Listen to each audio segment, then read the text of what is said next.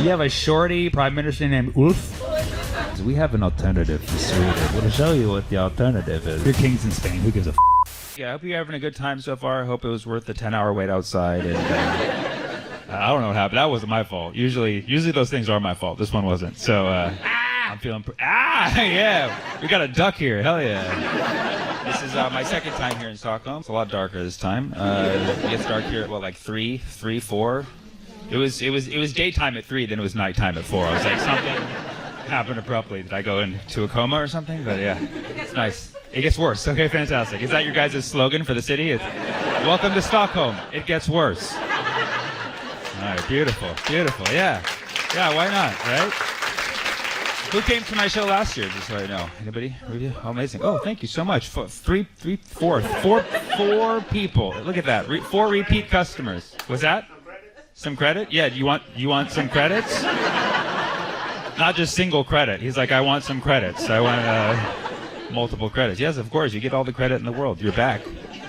We gave you the best seat in the house, actually. It's not front row, because front row, of course, I make fun of the person in the front row. So you're screwed. I'm sorry, but you're safe, sir. Yeah. Well, for the new people, nice to meet you. My name is Zoran Mamdani. Thank you. Thank you so much. Thank you. I'm the new mayor of New York City, and I'm here in Stockholm to make you guys the 6th borough of New York City. I'm really trying to push for that, and I want to be your mayor. Okay. It's been wild back home with all the Zoran stuff, and it's very exciting to see someone like that. It's nice to know I could be mistaken for the mayor of New York City. I just think that's really cool, and just watching the people be scared of it is a lot of fun too. There's people like, oh my God, Zoran's gonna bring Sharia law. And it's like, how do you respond to that other than Inshallah? I mean, there's no proper response. But like, they're sinking real low with the like Islamophobia, and people are saying it's like we have a Middle Eastern mayor. He's like, he's not even Middle Eastern. He's African and Indian. He's the two kinds of elephants, actually. He's basically a Republican at that point, you know what I mean? But yeah, I like Zoran. I mean, I don't have high expectations for him just because he's a politician, you know what I mean? You have to sell your soul a little bit to be a politician, so I'm not expecting much. I'm just enjoying the moment, you know what I mean? Andrew Cuomo. It was fun watching his what do you call it, consolation speech. He was like, he went out in front of like a group of like his 4 supporters, and he's like, Zoran Mamdani. He can't even say his name right. He's like, Mamdani, salami, eggplant parmigiani. And the crowd was like, boo. And he's like, no, we don't do that. It's like, that's what you've been doing the last 6 months. You're like, it really sucks that I'm missing it, but there's nowhere else I'd rather be in the world than Stockholm, And I might be the first person who ever said that out loud. Actually, I think that's a record, guys. I think that's a record. Listen, it looks like it's that time of the night where I should talk to the crowd more. So I always like to have a portion of my show where I ask the crowd, is there anything that I haven't talked about tonight that you'd like for me to talk about? Our government sucks. I believe that's not a question. Now, I'm only here for so long. I can learn a little bit. What are they doing wrong aside from everything? Yeah, there's one politician, Abba Bush. Something Bush? Something Bush? Did I hear that correctly? The Bush dynasty is still alive. It's a different Bush. Unrelated. Oh yeah, okay. She wants to ban burqa. Oh, they just did that in Portugal. I was in Portugal. Yeah, they have a burqa ban. In fact, they banned burqas and face coverings. But then I asked, I was like, what about ski masks? They said, no, I think you could still wear those. So then I went and I robbed a bank later that night. Legally, fully legally, of course, fully legally. What's their first name? Ebba. That's a great name. Ebba Bush. Ebba Bush. What? Thor? No, not anymore? Oh, she's good. She's divorced. She's divorced, so she's a keeper. Very pro-Israeli. She's very pro-Israeli. Why am I not surprised? Because she's a parliament member or what? She's a politician? Vice president? Do you guys have a prime minister? Okay. How long have you been here for? She's the vice president, dude. We have presidents here in Sweden. Everybody prime minister? Got it. Okay. Are you new here? No. How do I know more than you already? She's a Christian Zionist. She's a Christian Zionist, Ebba Bush. Okay, and she's the vice. So who's the main? Oh, the Hobbit. He's from the Shire. What's his name? Is it Tree? Ulf? No, you shut the up. You have a shorty prime minister named Ulf. Is that first name or last name? Ulf. Okay, what's the last name? Kristiansson. Ulf. That's like the sound I make after I see one of his speeches on. Oof. Oof, that was rough. President Ulf and Vice President Bush. What a fucking dynamic duo. You guys have kind of the typical parliamentary system where it's like you don't vote directly for these people. They have coalitions and basically all sorts of ways to make it so you don't get to pick who your leader is, right? Freaking clever. They got in power last time by affiliating with the Racist Party. Oh, the Racist Party? Is that the official name? We're the racist party, and half the country's like, so say less. Just say racist. You don't even have to say it's a party. We're not going to come. We're just going to. They're called the Sweden Democrats. So the Democrats, neo-Nazi, and are they the dominant? Are they the majority party? They actually reached out to be the second biggest party. So the second biggest party. Hopefully they're going to get pushed down. So they're the second biggest party, but the prime minister is from them or no? No. The prime minister is from the other party. From the traditional right. What's the traditional? Oh, traditional right. They were bigger at the time of the election. Sweden Democrats are actually further right Yeah. than the traditional right. Okay, and so they're the neo-Nazi party. Do you have any parties further right than that? You probably do, don't you? You're like, yes, that's actually just where it starts. We have the traditional right. That's the furthest left we go, and then we have the neo-Nazis. They're a little more conservative. I don't even want to know what comes after that, to be honest. What's that? AFS? Alternative for Sweden. After what? Alternative. Alternative for Sweden. What's the alternative? Is it like it's like butter, but like not? It's like I can't believe it's not a party. Yeah, I like that. That's funny. That's such a threat right there. That party's name is "We Have an Alternative for Sweden." Like, what is it? No, you'll find out. Just put us into power.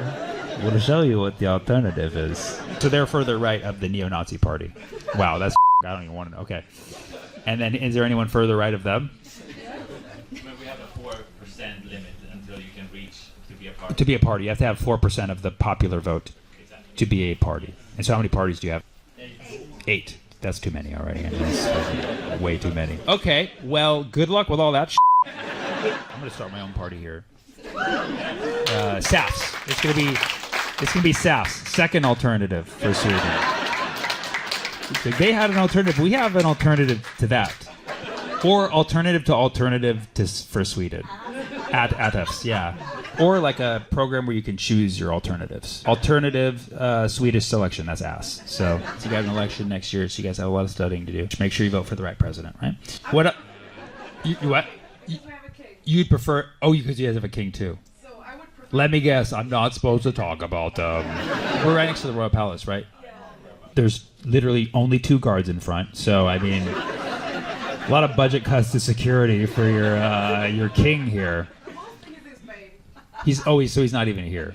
So they're just guarding an empty fortress. Good to know. Why is he in Spain so much? Is he seeing someone there? Because it's cold here. Oh wow. So even the king's like, nah, this place. During winter. Every winter your king goes to Spain or just spends a lot of time in Spain? What a great model. He's like, yeah, I'm royal here. I've been generationally the highest monarch here, but yeah, this place. I'm gonna go to Spain, or as I call it, the alternative for Sweden. I can't argue with that. We were just in Spain. It was pretty nice, to be honest. We were on the one flight that flew from Spain to Scandinavia. Everybody's like, where are you guys? Why? And we're like, we're doing a reverse king situation. Okay, what else? What else you got to talk about? Venezuela, yeah. So So Trump wants to go full-scale war with Venezuela. They're trying to basically claim that Venezuela is a threat to the United States because they're bringing in all these drugs, which is not even true. Venezuela is not bringing drugs into the United States. It's actually Mexico. But and so he's now bombing boats and basically making direct threats because they want Maduro out, because Maduro does not support their imperial interests, and so they want this opposition leader who they've conveniently given the Nobel Peace Prize to. So you guys are complicit. And okay, fine. I know, fine, but you guys are close enough, okay? Sorry, you guys are all related, okay? It's like, you're kings in Spain. Who gives a okay? So they gave the Nobel Peace Prize to this opposition leader. They're trying to take out Maduro. Basically just another, false flag kind of make a war situation. I don't know why anybody does that nowadays. I thought we were done with that when Dick Cheney died this week, Right? I mean, right? Like, isn't that a sign? Just be like, that era's over. But no, I mean, he's an unstable guy. He's turning oranger, I don't know if you know, he's getting oranger, dude. He looks like fucking Dayquil. He looks like a carrot. And he's bruised up, dude. He's got bruises on his hands. You've seen those? And he met with Netanyahu recently. They're on his knees now, too. So he's got bruises. He's got bruises. He's orange. He's a weak leader. I call him beta carotene. But yeah, I hope we don't, quote unquote, go to war with Venezuela. Our main fighting class right now is Gen Z, and they're not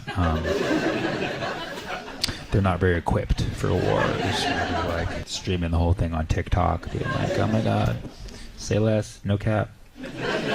I just killed someone, dead ass." What's that?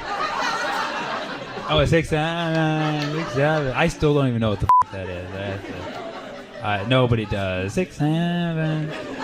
Can anybody really quickly explain what that reference is? Somebody knows. Somebody here knows. It's a rap song, right? And they just say 6'7". No, you say no. We have a Gen Z here. Sorry, yes. I'm sorry, but clearly looks the youngest out of all of you here. So, how old are you? 15. Okay, you might even not be Gen Z, actually. You're Gen Alpha. You're Gen Alpha. No? No, it's to 2012. It's 2012. Just barely. Just barely. When were you born? So you were born in 2010. So 2012 is where Gen Alpha starts? Oh, well, 2013 it will be, because it's 1997 to 2012. Interesting. Okay, I think they changed that because my niece she's 2010. She's like you. We've been calling her Gen Alpha. But we've been pushing her back, I guess. Because that's what it goes Gen X, Gen Y, Gen Z, Gen Alpha, and then Gen Bezos is the next one. That's going to be the same day shipping babies. So what is the reference, the 6'7" reference to? So there's this kid that's like, there is the song, and then the kid's just like, 6'7". The kid is the one who sings the song, or the kid? No, he's referencing the song, and then there's... He was doing a video, so a random kid somewhere? Who's this kid? Okay, so the kid's at a school basketball game. Somebody's recording this, obviously. And the kid's going, 6'7". Yeah, and he's like the average kid who likes the song. He's the average kid who likes the song, which means he's a great guy. So the kid actually liked the song. And so he's going, 6'7", and this video went viral. And so now we're making fun of the kid. He doesn't have, like, autism or anything, does he? Because that would make this, like, really f***ed up. No, I just want to make sure, okay. What? You don't know. She doesn't tell me what is exactly. Really? I'm so glad that I'm learning about this because, people always think that I know. I don't know most things. Like I know a lot about Palestine because my family, basically has been living under occupation since 6'7".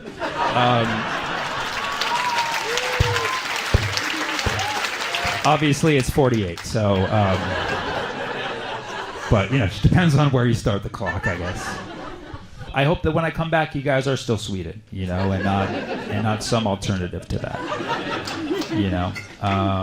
because inshallah, what's that? I learned new stuff about Bush, a part of the Bush family that I didn't know. And so really I found out you guys are a lot like us Americans. I was waiting for that. Well, too late. We're already on our way here to make you guys the 52nd state. And as mayor of New York City, I can proudly say there is no alternative for Sweden. Thank you guys so much. I love you. I'll see you next year. Thank you. Ladies and gentlemen, please stand and welcome your host for the evening and future president, Demi Obey. I'm just going to go ahead and cut to the chase. I'm running for president in 2036. Come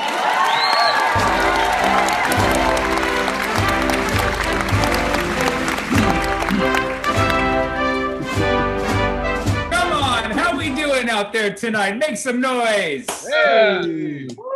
Fantastic. It is January 28th, and we have 28,000 people in this Zoom tonight. Feeling good. Yes, thank you so much for attending the very first Obey 2036 live on Zoom podcast with special guest politician Mike Bucci in the house. Come on. What's up, everybody? Thank you. Got enough people in this one to storm the Capitol. We're doing good. This is the Storm the Capitol edition. We will get more to Mike in a moment when I introduce him, but I want to thank his 29 family members for coming out tonight. And for those of you who are new, this is KO Comedies Network. We do live comedy shows. I am the founder. My name is Sammy Obeid, and I'm running for president in 2036. Am I right? Yes, I am, unless Amanda Gorman runs, then I might just change things to 2040. Am I right? Okay. People always ask, why 2036? And I tell them because that's the latest that Vladimir Putin can stay in office in Russia till. So it gives me 15 solid years to make friends with each and every one of his family members. So, because it's going to be one of them. So establishing ties right now. And yes, people are telling me, Amanda Gorman, she's a poet. Did you guys see her poem at the inauguration? It was amazing, right? It was amazing. And people are like, yeah, she's running. Are you worried? And I'm like, I've been running since 2016. All right. So I love Amanda's stanzas, but she needs to get in line. You know what I'm saying? Okay, come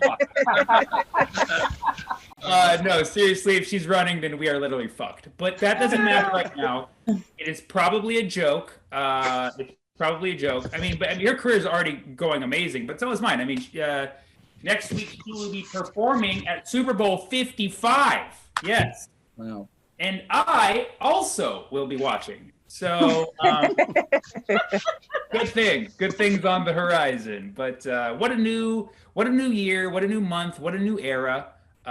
Trump is still at it. He's fracturing from the Republican Party and starting his own party, which guess what? It's called the Patriot Party.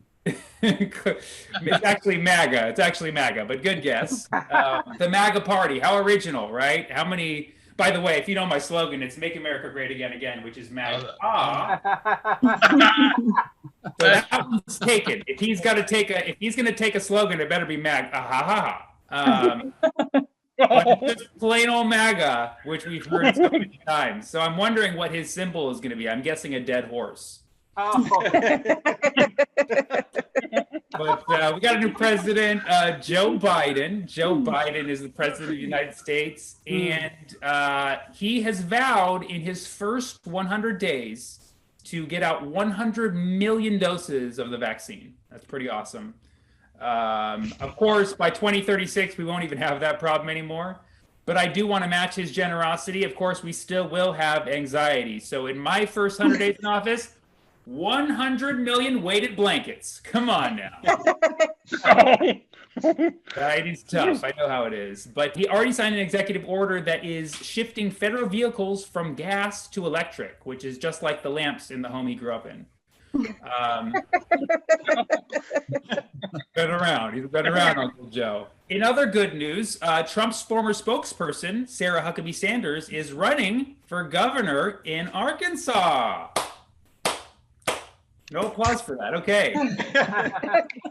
This is amazing, guys. I mean, if she wins governor of Arkansas, she will now be the second governor of Arkansas to like coming in blue dresses. Am I right? Okay, good. She always wears a blue dress. She shows up. You get it. All right. So, anyways, we have an amazing show for you tonight. And normally for these podcasts, we do a warm-up act, and I do a long monologue where I run the light and make you wonder when it's going to end. But I'm actually sticking to my time tonight because our special guest has a hard out at 6:55 Pacific. That just shows that we book people who are doing big things. Or he just made an excuse so that this train wreck doesn't go too long. But either way, it was well calculated, and that's why he's on the show. So I'd like to welcome our special guest, the mayor of New York, Mike Bucci. Hello, everybody. Yes. Wrong coast, but close enough. Nobody knows where Newark is anyways. We're like the lost city of Atlantis. Nobody knows where the fuck we are. So. Okay, well, that's fine. I mean, I live in Fremont, California, so I know where Newark is. It's a legendary city to me. And just you being the mayor of Newark is more than enough. Thank you. Now, I appreciate the promotion you just gave me, but I am still the vice mayor. Al Nagy's still alive. I know a lot of people are shocked. He's been on the Newark City Council for 40 years, so you wouldn't think he'd still be here, but he absolutely is. So. Oh, that's amazing. Okay, so you're the vice mayor. I am. Hold on one second. I gotta. You booked the fucking vice mayor? Yeah. New York fucking city, dude. All right. Anyways, he's got to be here until 6:55. That's awesome, man. That's great. So how long you been doing politics for, Mike? You know what? I was elected in 2014 to the city council. So, we're going on our 7th year. I originally had run in 2011, lost, and, won in 2014. But I've been on a number of committees and commissions and, different boards and nonprofits for several years before I ran. So I've been around for a while. I know I don't look that old. I know, it's shocking. No, you look good, Mike Bucci. You look good. That's why we booked you. We're all about aesthetics here. I was wondering why. That makes sense. Yeah. So 7 years strong. That's great. That's really, really great. And you had to go through a loss to get there. How did it feel to lose to your cousin? It felt good, Sammy. I'm gonna be honest. The 3 years I lost weren't great years, so I came in and some of those problems were already solved, and I came in looking pretty good. So that's always helpful, right? That's great. Yeah, that's like my weighted blanket strategy. No, yeah. You know what? It's part of it. You got to have thick skin, and you're not going to win everything. And I think all you can do is work hard. And I had some stuff work against me that first one, and we, even though we ran, we continued working for 3 more years, and eventually got elected. So yeah, it's an interesting story, right? It's a wild ride running for office, and running a campaign is an education that no college could ever prepare you for. It's something else. Now, did you know you wanted to be in politics ever since you were a kid? No, actually, I got a little more involved later on, and I think it started with service and volunteer work and things, and just being more exposed, I guess. And I'm part of a big part of the labor movement, and all of it kind of just crescendoed into an opportunity and good timing, I guess. That's how it all. Well, your Twitter bio says, "Let's be honest. If you've been married or have kids, then you're a politician too." Yeah. So that's a solid quote. For those of us who are not married, can you explain a little bit what that means? Well, what's funny is I always hear politicians, especially local ones, when they're running, they say, "I'm not a politician. I'm not a politician." And I think we've all seen what can happen if we elect not a politician, right? So, maybe be a little bit of a politician. And I've been with my wife 16 years, and that takes some compromise and, a little bit of political skill in some ways. So if you've ever, been in a long-term relationship, or if you have kids and have to negotiate with them, it's not much different than local politics. So are you saying that I need to get married before I even have a chance with my politician career? It certainly doesn't hurt. I didn't have a kid in 2011 when we lost, and in 2014 we had a kid and we won. So Sammy, it's solid advice. It's good luck, or your wife didn't want to even have your kid until you got promoted. Yeah. Just make sure I was viable. Yeah. So who are some politicians that you admire, Mike? You know what? There's it, and it's funny because you always hear about the federal guys and state guys who are probably a little more jaded, but the local folks are just the heart and soul of politics, and say all politics are local. So there's a couple local folks who I really like. One, Richard Valle, our county supervisor. I mean, talk about a good man. He has started a recycling center over in Union City back when it wasn't popular to be green back in the 70s, and it's a nonprofit, and he hires a bunch of guys on parole and gives them union jobs. And I mean, he grew up in the Dakota neighborhood. He still lives there. I mean, he's a guy who grew up local and serves local, and he actually gave me my first break. So there's a lot of guys and women who I look up to. Ann Crosby, who was a former member of your Fremont school board, is a big one. But yeah, there's a lot of good folks locally. Some shitty ones too, but a lot of good ones. Well, that's awesome. That is a really refreshing thing to hear. And I just want to make a note to our editor. Can you edit that part out and replace it with Cory Booker, Mitch McConnell, and the squad? Thanks. So great answer. Love it. I love all of them too. So if somebody wants to run for city council, what do you suggest the first steps are? Grow up in a small town, run in that town. Okay. You know what? If I'm gonna be honest, Sammy, I'm not sure I could get elected anywhere else. Right? Like I'm pretty much locked in here. People ask me if I want to go to Sacramento, and I always say no. I like being here, but the truth is, nobody's sending me to Sacramento.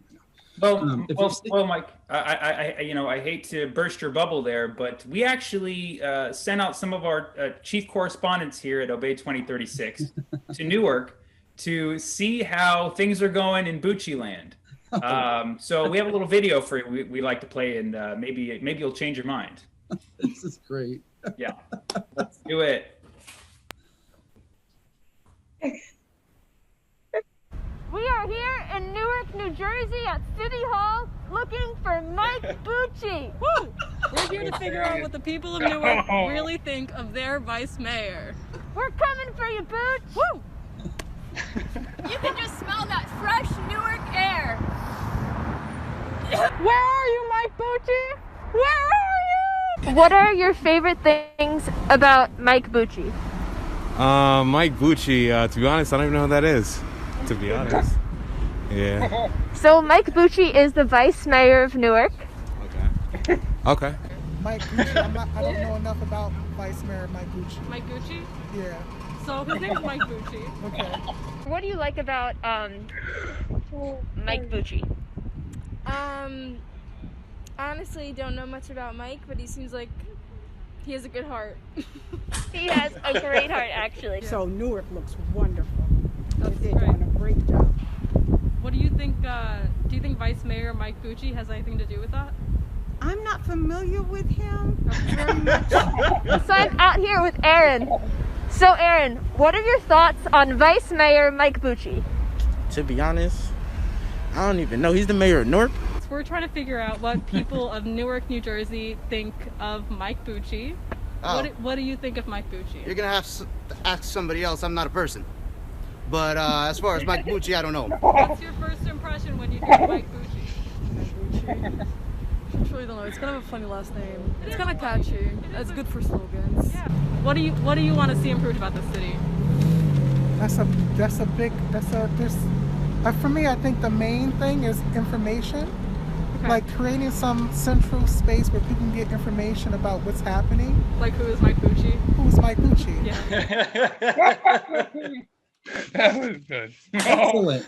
Let's give it up for our correspondents. That is Newark, New Jersey. Okay. We have national, so we have people out there gauging how you're doing out there nationally, and it sounds like you have a chance in the big city, Mike. That's what I want to break to you. You know what? There was no negativity there, so I'm going to take it as a win. Yeah. They actually said that you kept the streets clean, so congrats on that. And I got a shout out on the last name, which is great. So that's good. Yeah. People know you, man. People know you. So Mike, of course, you chose to run for vice mayor versus mayor. Was that your intention? The council members, you get elected by, or you get voted from the council to become vice mayor. So I'm vice mayor. Yeah. So all the council members are eligible for it. And then you run for mayor separately. So basically, you just take all the council members out to Applebee's once, and you're pretty much locked You're in, solid. right? You're locked in. That's great. Okay, cool. You're a big advocate for small businesses, right? I am. Yeah. So I did get word that Amazon is considering giving the city of Newark $1 billion to set up a factory there. Now, would you accept that, and why? $1 billion goes a long way in Newark, considering our yearly budget is about $60 million. So, yeah. We have an Amazon warehouse here, and I can tell you we make a whole lot less than $1 billion. So, if they want to give us $1 billion, I'm all for it. Now, what if I became the vice mayor of Fremont and I offered them $999,000,099? You're dead to me. I have a standing challenge to all the Fremont electeds to basically challenge me in anything at any time. So if you get elected in Fremont, it'd be nice to see one of those folks over there finally have the guts enough to step up. So yeah. Oh, thank you. Have you met so you know the people in Fremont, you know the mayor and stuff? I do. Yeah. That's awesome. We're a small town, Oh, really? Is that the mayor of Fremont? There's That's Lily. Mayor of Fremont calling. Hold on one second. Lily knew I was about to talk about her city. Yeah. It's actually a call from PETA. So I'm at my mom's house right now, and she's a huge PETA supporter. So since I can't turn off the phone because it's not in here. Speaking of animal rights, what is your stance on the environment? Now, Newark is a town that resides on the bay. So you have marshland, you have coastal territories, and you do have wildlife. So where do you stand on that whole issue? We have a wildlife refuge. We're 13 square miles, 9 of which is city. So we got 4 square miles of marshland and reserve. The marshland is an important part of our system here. And, the truth is, everybody along the bay has to do our part. And even though we have a small piece of it, we're still a part of that puzzle. So it's important for us to maintain our little slice of the pie as well. And we've had some projects recently that kind of were close to encroaching on the marshland, and I voted no on them. And it's been kind of a big deal in town. It's one of my many 4-1 losses. I actually hold the record in town for the most 4-1 vote losses, including the most motions to never get a second, right? So I'm kind of proud of that. And that was one of them, right? We call it Area 4. You can Google it. It's a big thing right now. So now, that is a beautiful thing, and it's so nice to hear that from a politician. Now, I will tell you that I heard rumor that is the exact Area 4, where Bezos is eyeing for the Amazon warehouse. Any thoughts on that $1 billion?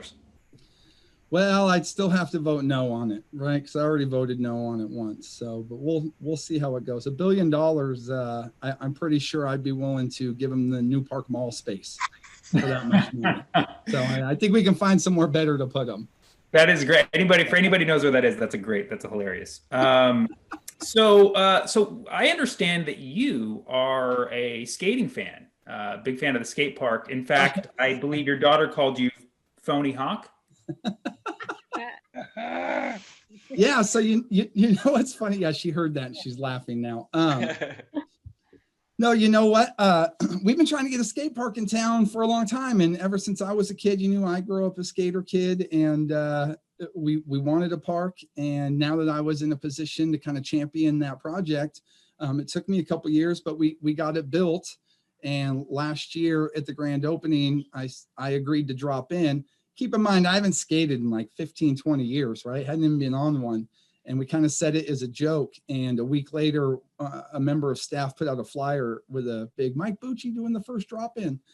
So I had to practice for quite a while because it had been some time. And I hurt myself pretty bad about a week before the event, and I still hurt. Oh, man. I'm pretty sure I compressed a disc of some sort. But on the day, I did it, and there was about 300 people there, and I made it. So I did it when it counted. And And that's it. No more drop-ins. So if anybody wants to see it, you can YouTube it. Well, that's great. I mean, it's really nice to hear about somebody who is a skater turned politician. In fact, so much so that we decided to play our regular game that we play on this show called Trick or Treaties. So what we're going to do in this game is we are going to name a term that is either from the skater world or the political world. And we're going to have the audience guess. And of course, you guess. Unless you know, then just stay silent until we reveal it. And then we will reveal if it is actually a skater term or a term in the political world. Let's do it, guys. Come on. You guys ready for Trick or Treaties? Let's go, Joe. Any moment now. Yes, we are. Yes, we can. Joe.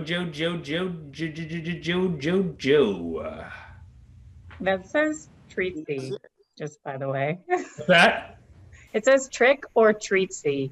Yeah, I know. I changed it. I changed it on the fly. Where does it say that? What do you mean it says that? Where does it say that? It's up. You can't see JP's. JP. Oh, JP. Sorry. Spotlight. There we go. Yeah, I changed it to treaties because treaties. Let me just edit here on the fly. Because treaties is something that two political entities can make, and unfortunately, we didn't see that in advance of making this slide. But you know what? It's a small treaty. It's not a nation. It's cities. Yeah. Right? They're treaties. So, first term, everybody, boneless. Can you you can guess in the chat and you can guess out loud. What do y'all think? Is it a skater term? Trick. Everybody's guessing trick. Definitely a trick. And Mike, are you saying that from previous information? Yes, I have played Tony Hawk in the past. Okay. I'm pretty sure I got this one. All right, and the answer is, in fact, a skateboard trick. Boneless is a street trick where you grab the middle of the board with your hand, plant one foot on the ground to pop the board up, and then land back to the ground with both feet on the board. Have you done that before, Mike? Never. Okay. Okay. Well, boneless and boneless indeed. All right, next treat. Okay. Trick or treatsy. This one's called the blue dog. What is that? Political or skater trick? Treatsy. No, I say trick. Yeah, trick. Okay, we got one for trick. We got one for treatsy. Treatsy. Treaties. Anybody says treaties, bonus points. It is, in fact, political jargon. A blue dog is a Democrat who is likely to side with Republicans on certain issues. Oh. Yep. Mike, do you consider yourself a blue dog? Not really. No, I consider myself an unapologetic liberal. So, Okay. but it depends on who you ask. You know? Sure, I'm sure. Okay. Yeah. Next one, we have the caveman. Trick or treatsy? Trick. I'm gonna go with trick too. I would say treatsy. It is a skateboard trick. A caveman is a trick done by jumping onto one's board, usually a grind or a board slide. I almost went with Mitch McConnell.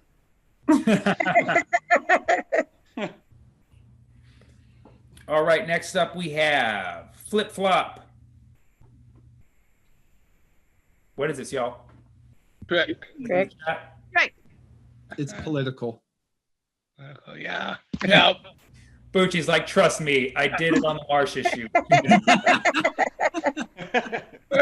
It, in fact, is political. It is to make an abrupt reversal of policy. I think most of us have heard that one before. That's an easy one. That's a 1 point. All right, next up we have loony left. Trick. Or Mike Bucci. That's treatsy. Yeah. The loony left is political. A goofy left is a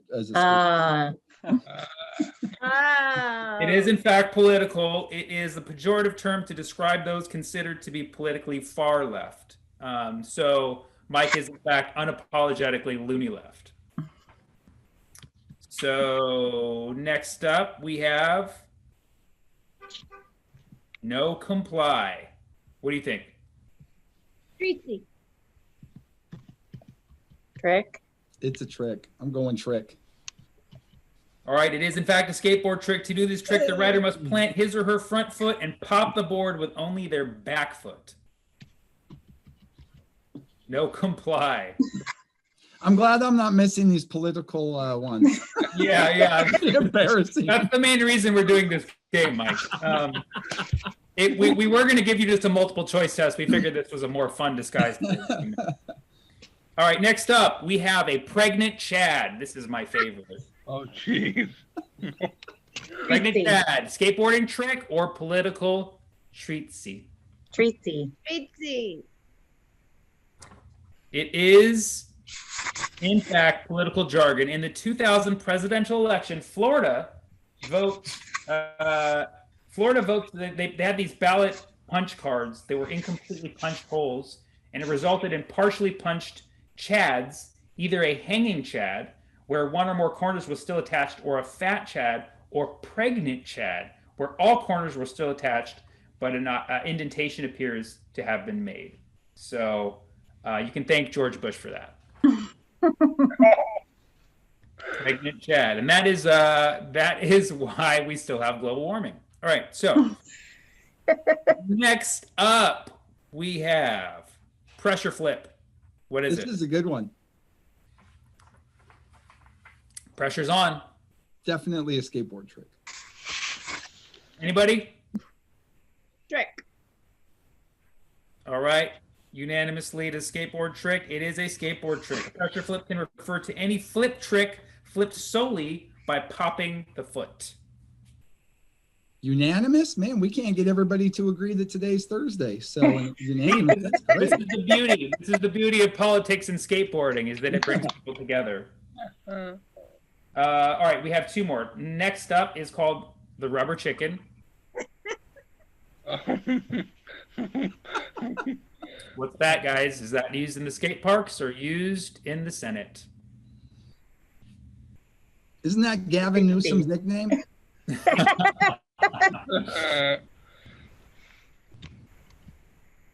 Another name for a sex toy.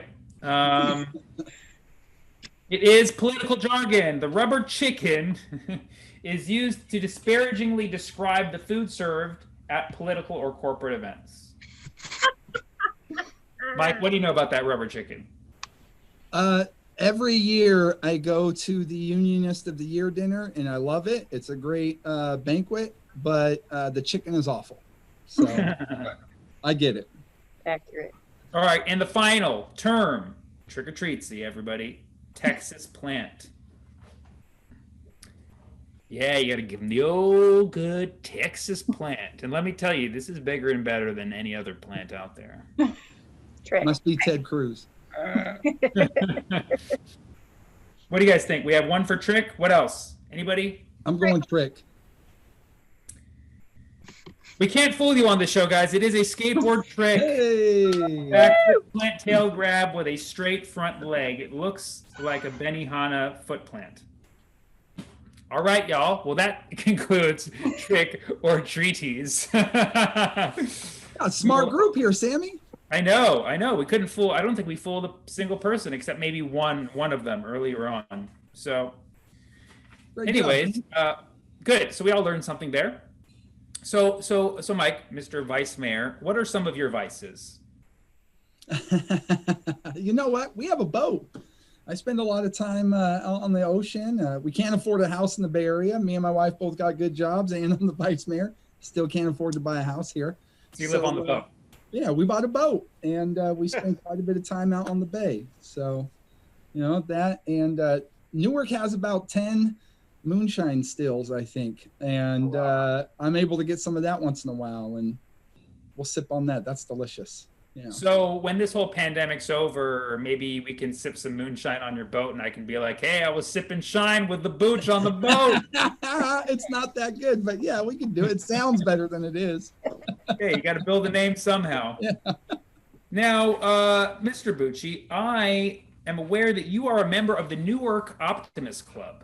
Yeah. Right? And being optimistic is something very important in politics, especially making things seem optimistic, even if they're not. So we want to put you to the test as a politician and member of the Optimist Club by playing a game I like to call Spin This. So in this game, I'm going to give you something that's bad that happened that you would have to spin and make positive. Does that work? You cool with that? That works. Okay. Let's give it a shot. Okay. Here we go. Number 1, spin this. You drove over a family of ducks while driving a diesel truck and jamming out to Nick Jonas.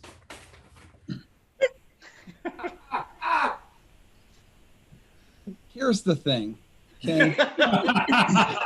That's a great intro. Just somebody rephrase that. Oh my God. Wow. We obviously love our wildlife here in Newark, but unfortunately, the Newark Lake ducks have become a little too comfortable and they don't fly away for the winter. And it has put an extreme strain on the local ecosystem, right?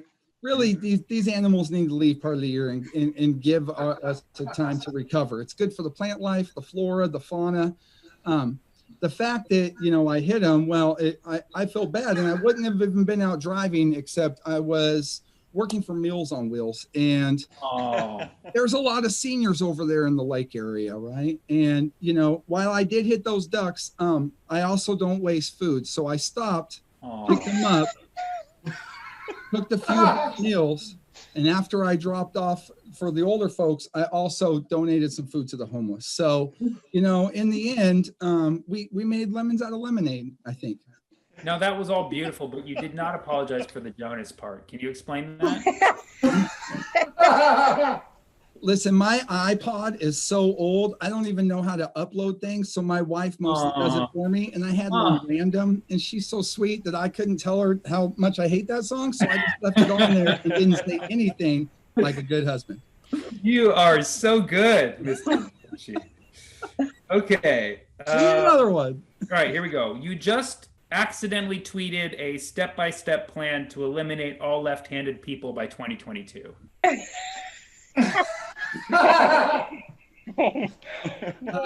In all fairness, left-handed people are the most likely to park in the right-hand side of the street while still going forward and blocking everybody from making a right turn.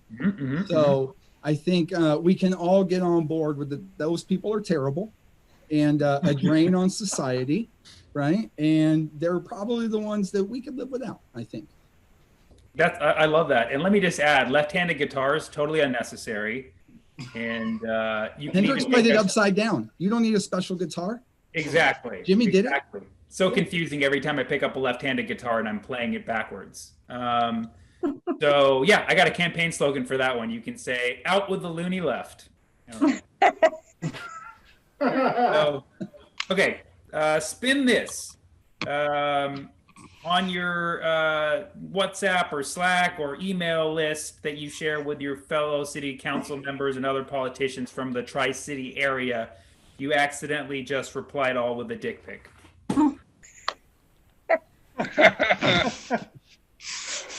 Somebody had asked me if I had seen Vinnie Bacon recently. And I said, yeah, and then replied with a dick pic. To be fair, that wasn't an accident.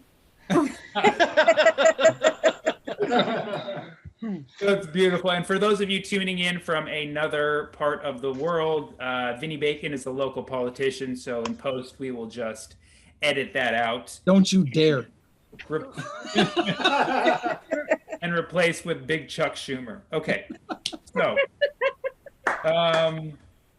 all right. So spin this. You got invited to do a podcast and only 31 people aside from yourself showed up. Listen, I'm proud. Like, my mom got 30 of her friends here. Normally, she would have had a lot more, but under the current lockdown conditions, and she's been stay at home, like, I'm impressed that she got this many folks here. And, I can always count on her. I'm an Italian kid. So, I got to give my mom a shout out for the hard work she did. Yeah.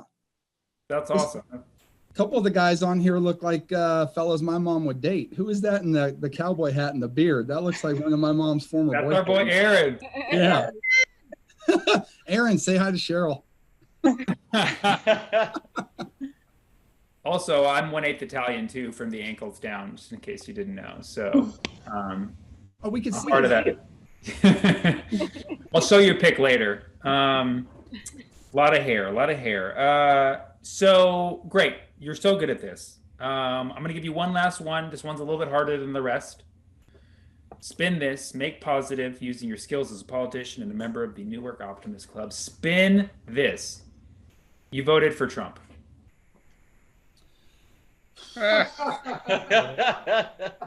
Oh, wow. Let's just say both times too, 2016.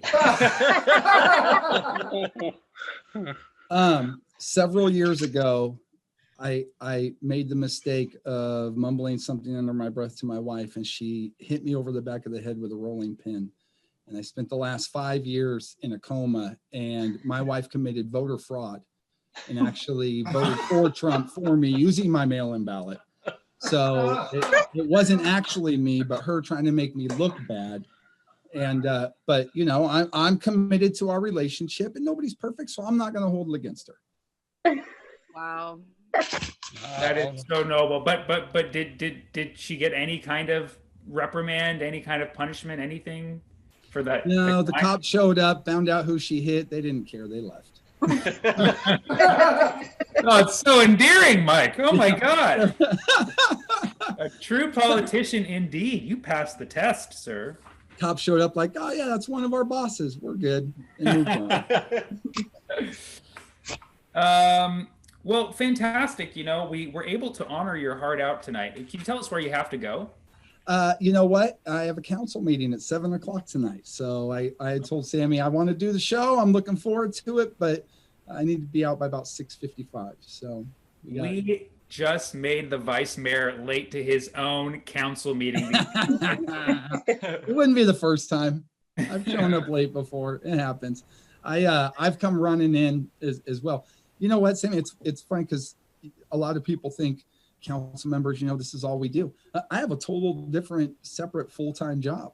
I know people will be shocked to find out that you can't live in the Bay Area on a council salary of $11,800 a year, but you can't. So while it's certainly helpful, and you know, we appreciate it, this is a work of passion, I still have to have another full-time job. Yeah, so it's busy. That's why I'm doing this podcast. So you're going to go off to this meeting and maybe give us a plug, like a little something.